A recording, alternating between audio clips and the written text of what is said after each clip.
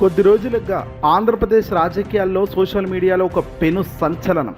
ఆమె ఒక పెద్ద విఐపిగా బాధితురాలిగా ప్రొజెక్టు చేస్తూ వందలాది డిబేట్లు, వేలాది కథనాలు, ప్రతిపక్ష నేతలను, అత్యున్నత హోదాలో ఉన్న సీనియర్ ఐపీఎస్ అధికారులను బోన్లోనూ నిలబెట్టడానికి ఈ కేసే ఒక పెద్ద పొలిటికల్ వెపన్ గా వాడుకున్నారు. కానీ కట్ చేస్తే సీన్ రివర్స్ అయింది. తొవినా గోతిలో తామే పడ్డట్టు ఎవరినైతే బాధితురాలు అని మోసారో ఆమె ఒక అంతర్రాష్ట్ర బ్లాక్ మెయిలర్ అని సిఐడి దాఖలు చేసిన సవరించిన ఛార్జ్ షీటో దిమ్మ తిరిగే షాక్ ఇప్పుడు గట్టిగా తగిలింది ఆంధ్రప్రదేశ్లో చంద్రబాబు నాయుడు గారికి. అసలు కడంబరి జత్వాని కథ ఏంటి? సిఐడి కోర్టుకు సమర్పించిన ఆ సంచలన సాంకేతిక ఆధారాలు ఏంటి? ఈ కథనంలో వివరంగా తెలుసుకునే ప్రయత్నం చేద్దాం. కూటమి ప్రభుత్వం అధికారంలోకి వచ్చి రాగానే కదంబరి జత్వాని ఎపిసోడ్ ఎంతటి రచ్చకు దారితీస్తుందో మనందరికీ ఇప్పటికీ తెలిసే ఉంది. వైఎస్ఆర్సీపీ నేతలు, అధికారులు కలిసి ఆమెను వేధించారని పెద్ద ఎత్తున ప్రచారం చేశారు. కానీ చట్టం మరియు సాంకేతిక ఆధారాల ముందు అబద్ధాలు ఎంతకాలం నిలబడవు అని సిఐడి ఛార్జ్ షీట్ మరోసారి నిరూపించింది. సిఐడి అధికారులు సేకరించిన పక్కా డిజిటల్ ఎవిడెన్స్ కోర్టుకు సమర్పించిన తర్వాత సవరించిన ఛార్జ్ షీట్లో అసలు ఏముందో తెలిస్తే నోరు తెరుస్తారు. వైఎస్ఆర్సీపీ నేత కుక్కల విద్యాసాగర్ వద్ద ఏకంగా 1.32 కోట్ల రూపాయల వసూలు చేసినట్లు సిఐడి స్పష్టమైన ఆధారాలను కోర్టు ముందుంచింది.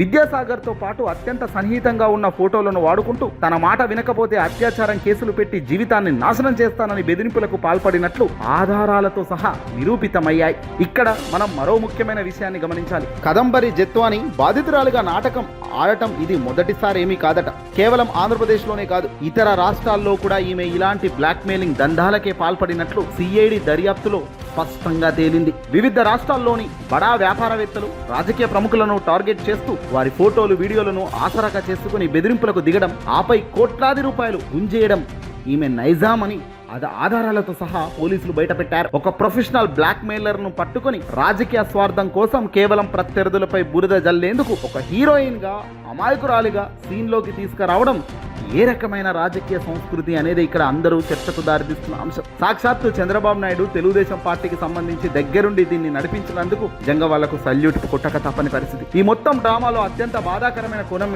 ఏంటో తెలుసా? చట్టాన్ని తమ బాధ్యతను నిబద్ధతతో నిర్వహించిన సీనియర్ ఐపీఎస్ అధికారులను బలి పశువులుగా చేయడమే ఇక్కడ అత్యంత దారుణమైన పని. పిఎస్ఆర్ అంజనేయులు, కాంతిరాణా టాటా, విశాల్ గున్ని వంటి పై స్థాయి ఉన్నతాధికారులపై అప్పట్లో ఎల్లో మీడియా చేసిన దాడి అంతా ఇంత కాదు. గంటల కొద్ది డిబేట్లు పెట్టి కట్టు కథలు అల్లి వారి క్యారెక్టర్లను మొత్తం నాశనం చేశారు. ఈ రోజు అదే సిఐడి స్వయంగా ఈ జత్వానియే పెద్ద బ్లాక్ మెయిలర్ అని తేల్చేసింది. మరి ఆ రోజు నుంచి ఈ రోజు వరకు ఆ ఐఏఎస్ అధికారులు, వారి కుటుంబ సభ్యులు అనుభవించిన తీవ్ర మానసిక క్షోభకు ఎవరు జవాబు చెబుతారు? మీడియా మైకులు పట్టుకొని నానా యోగి చేసిన ఆ యాంకర్లు గాని, నాయకులు గాని ఆ అధికారులు కుటుంబాలకు క్షమాపణలు చెప్పగలుగుతారా? వైఎస్ జగన్మోహన్ రెడ్డి గారిని, వైఎస్ఆర్సీపీ పార్టీని ఇరకాటంలో పెట్టాలని అల్లిన ఈ ప్లాన్ ఇప్పుడు రివర్స్ బుల్డోజర్ల కూటమి ప్రభుత్వానికి తగిలింది, విరగొడుతుంది. ఏదైనా న్యాయం, ధర్మం, చట్టం అనేది ఖచ్చితంగా బతికే ఉంది కాబట్టి ఇలాంటి పరిణామాలు మనం చూస్తున్నాం కల్లారా. అప్పట్లో జత్వానిని వెనుకొసుకొచ్చిన మైకులు పగలగొట్టుకుని నా నాయకులు పేజీలకు పేజీలు కథనాలు రాసిన పత్రికలు ఇప్పుడు సిఐడి ఛార్జ్ షీట్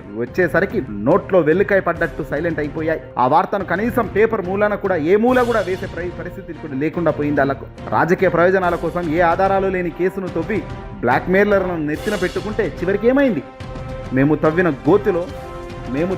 గోతిలో మేమే పడ్డాంరా నాయన అన్న చందంగా తయారైంది ఇప్పుడు కూటమి నేతల పరిస్థితి.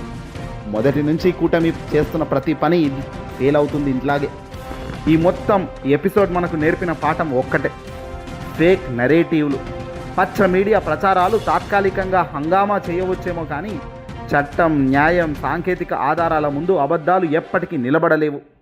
కానీ దరిద్రం ఏంటంటే ఈ నిజం ఏదైతే అబద్ధాలు చూసిన ప్రజలు ఇదే నిజాన్ని కూడా గ్రహించగలిగినప్పుడు అది నిజంగా వెలుతురు వచ్చినట్టే. నరేటివ్స్, ఫేక్ నరేటివ్స్, పచ్చ మీడియా ప్రచారాలు తాత్కాలికంగా ఇచ్చే హంగామా పెద్ద ఎత్తున ప్రచారం అవుతుంది కదా. కోట్ల మంది ప్రజలు దాన్ని నమ్మేస్తున్నారు కదా. ఆ తర్వాత ఎన్నడో అందరూ మర్చిపోయాక ఇలా సాంకేతిక ఆధారాలు బయటపడి లాభం కూడా లేకుండా అయిపోతుంది. దీనికి కూడా పెద్ద ఎత్తున ప్రచారం కల్పించాలి. వాస్తవాలు ఇవి, అవాస్తవాలు అవి అని చెప్పు తీసుకొని కొట్టేలా ప్రచారం చేయాలి.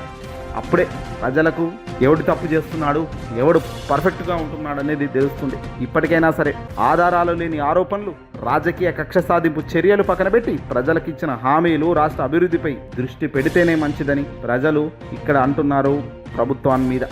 ఏదేమైనా ఈ వీడియోని అసలు లైక్ కొట్టి షేర్ చేయండి.